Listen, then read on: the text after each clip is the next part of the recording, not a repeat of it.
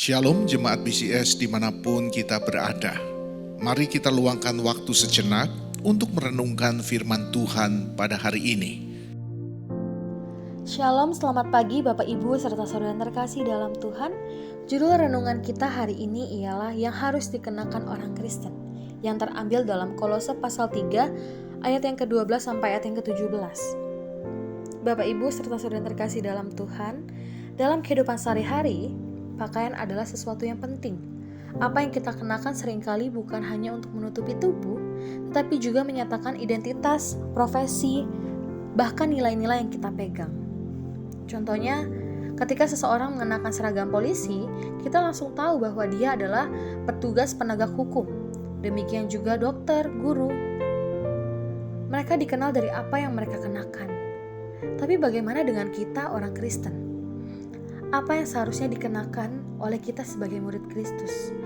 Bapak Ibu serta saudara yang terkasih dalam Tuhan, hari ini kita belajar dari Kolose pasal 3 ayat yang ke-12 sampai ayat yang ke-17.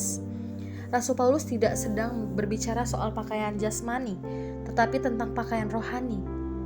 Karakter, sikap, dan gaya hidup yang seharusnya dikenakan oleh mereka yang telah ditebus oleh Kristus.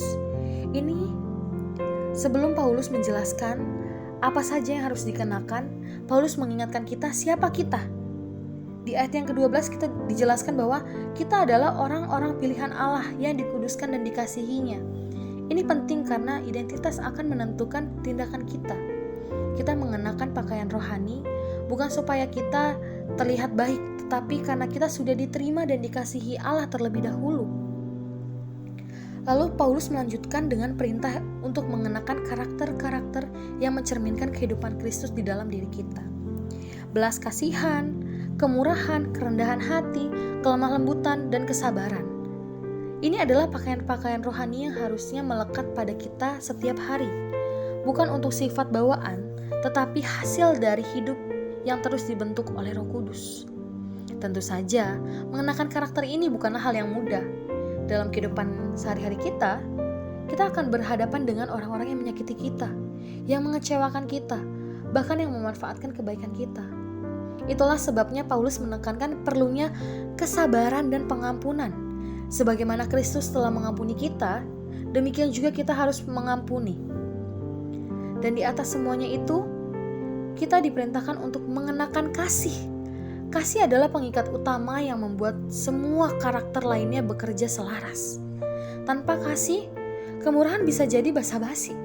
Tanpa kasih, kelemah lembutan bisa jadi kepura-puraan. Tapi dengan kasih, semuanya menjadi nyata dan berdampak. Bapak Ibu serta saudara terkasih dalam Tuhan, setelah menjelaskan pakaian yang harus dikenakan, lalu Paulus menunjukkan bagaimana kehidupan orang percaya seharusnya dipimpin dan diarahkan. Hati kita harus dipenuhi damai sejahtera Kristus, bukan amarah atau kepahitan.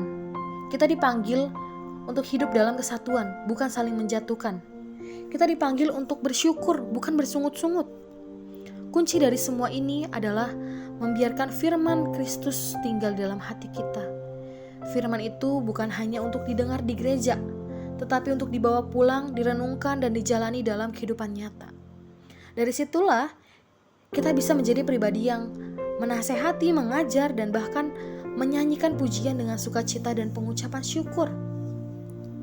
Lalu yang terakhir, Paulus menutup bagian ini dengan sebuah prinsip yang besar.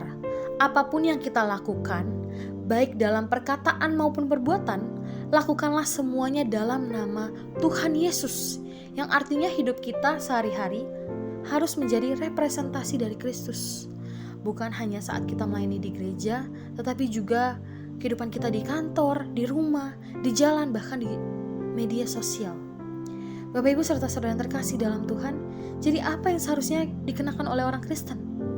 Tentu bukan jas mahal atau jubah jasmani yang megah, tetapi belas kasihan yang tulus, kemurahan yang tidak mementingkan diri sendiri, kerendahan hati yang tidak sombong, kelemah lembutan yang tidak kasar, kesabaran yang tidak mudah marah, mengampuni yang terus diberi, dan yang paling utama, kasih yang mengikat semuanya.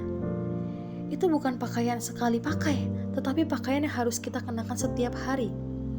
Kiranya dalam setiap langkah kita, dalam segala perkara kita dan perbuatan kita, hidup kita benar-benar mencerminkan bahwa kita telah mengenakan Kristus. Bapak Ibu, mari kita bersatu di dalam doa.